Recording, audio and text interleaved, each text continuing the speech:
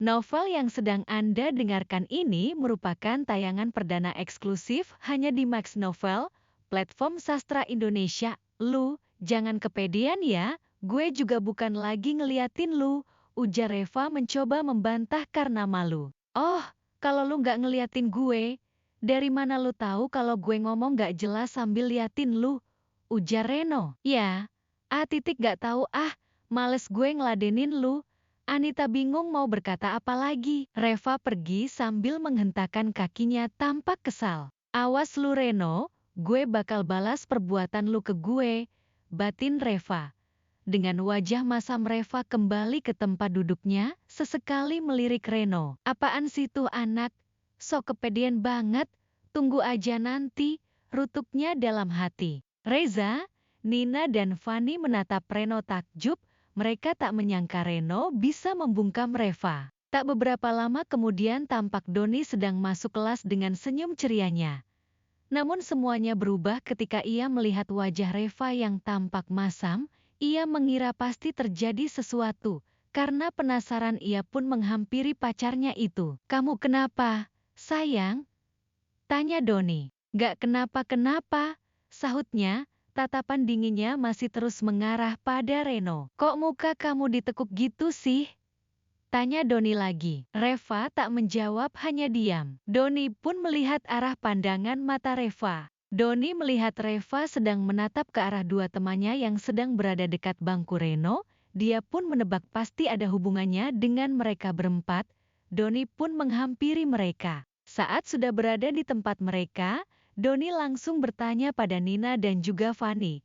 Tapi pandangannya tertuju pada Doni. Ada apa nih? Tanyanya sambil menatap tajam Reno dan Reza. Gak ada apa-apa kok. Cuma salah paham aja tadi, jawab Nina. Maksudnya, salah paham gimana? Tanyanya lagi. Heh, lu apain cewek gue? Doni langsung membentak Reno. Gue gak apa-apain, jawab Reno sambil membuka bukunya. Walaupun satu kelas Reno tak pernah berbicara dengan Doni, karena menurut Reno Doni sangat sombong dan selalu bertindak seenaknya sama anak-anak yang tidak berada. Kalau lu gak apa-apain dia, kenapa Reva bisa kesel sama lu? Doni semakin meninggikan suaranya. Reza yang mendengar Doni membentak sahabatnya tampak tidak senang. Heh, bro, emang lu gak dengar tadi? Cuma salah paham, ucap Reza dengan nada tinggi. Lu gak usah ikut campur, Za, ujar Beni. Gak bisa, gue juga ikut terlibat di sini, sahut Reza. Reza tidak pernah takut sama Doni, karena dari segi pengaruh keluarga Reza lebih berpengaruh daripada keluarga Doni. Mending lu jawab gue, salah paham apa yang lu maksud, ujar Doni. Untuk masalah itu, lebih baik lu tanya aja sendiri sama pacar lu, jawab Reno masih sambil membaca bukunya. Mendengar jawaban itu Doni tampak naik pitam, ia langsung melayangkan pukulannya ke arah Reno, bang tanda bintang telu. Reno langsung menendang bangku yang di depannya dengan cepat, sehingga bangku yang ia duduki mundur ke belakang. Kemudian dengan secepat kilat Reno menendang bahu Doni dengan menggunakan kaki yang tadi ia gunakan untuk menendang bangku. Tapi ia tidak sungguh-sungguh, ia hanya ingin memberi sedikit pelajaran buat Doni. Doni pun terhempas ke belakang. Seisi kelas menatap mereka, mereka terkejut dengan gerakan Reno yang sangat cepat. Sedangkan Reza yang sudah tahu akan kemampuan Reno hanya tersenyum, ia kasihan dengan Doni. Di tempatnya Reva juga tercengang, baru saja ia mau mencegah Doni, takutnya Doni memukuli Reno, tapi malah sebaliknya Reno tampak tak berdaya hanya dengan sekali serangan Reno. Yang bener aja, Doni kan ikut bela diri, tapi bisa dipukul mundur oleh Reno yang badannya lebih kecil. Batinnya kagum akan Reno. Doni masih tidak terima, ia kembali maju dengan wajah tampak marah. Beraninya orang miskin kayak lu nyerang gue. Gue beri pelajaran lu, Doni berteriak hendak kembali menyerang.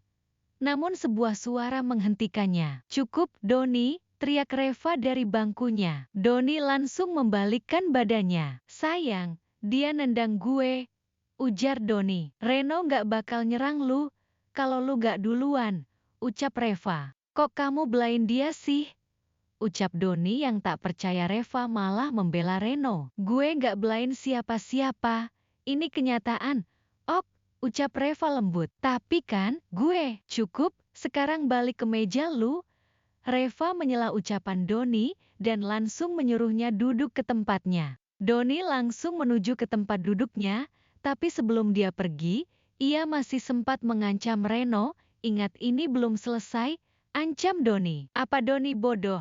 Dia tahu gak sih kalau dia itu bukan tandingan Reno? Bisa jadi apa Doni tadi kalau aku tidak mencegahnya? Pikir Reva dalam hati. Melihat Doni pergi, Reno menghela nafas. Hari ini dia sudah membuat dua orang kaya di sekolah ini marah. Dia hanya bisa pasrah gimana nanti ke depannya. Hahaha, berani juga lu tadi, ucap Reja sembari tertawa. Terpaksa Za, gak mungkin lah gue diem aja kalau diserang. Lagian gue kan gak salah, jelas Reno. Asal lu tahu ya Rey, cuma lu satu-satunya orang yang berani ngelawan dua orang paling disegani di sekolah HAM ini, ucap Reza dengan bersemangat. Sebetulnya hanya Reza yang bisa membuat Doni sedikit segan, mungkin karena latar belakang keluarga mereka. Tak lama kemudian tampak guru mulai memasuki kelas. Oke anak-anak, sebelum kita mulai pelajaran, ada satu pengumuman yang hendak Bapak sampaikan. Sekolah kita akan mengadakan kegiatan belajar di luar sekolah selama 3 hari. Kita akan berkemah di hutan di kawasan Sukabumi. Untuk belajar bagaimana caranya bertahan hidup di hutan liar, semua siswa-siswi diwajibkan untuk ikut. Setelah selesai menyampaikan pengumuman itu, tampak para murid bersorak, ada yang tampak senang, dan ada juga yang menggerutu. Baik anak-anak, pengumuman sudah selesai.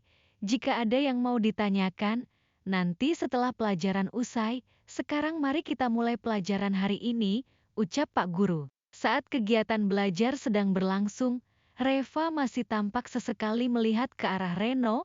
Wajahnya masih aja tampak kesal. Reno yang menyadarinya pun hanya bisa menghela nafas. Gila tuh cewek, masih aja ngeliatin gue. Kayaknya gue harus minta maaf secara langsung sama dia. Ya kali aja dia mau maafin gue, batin Reno.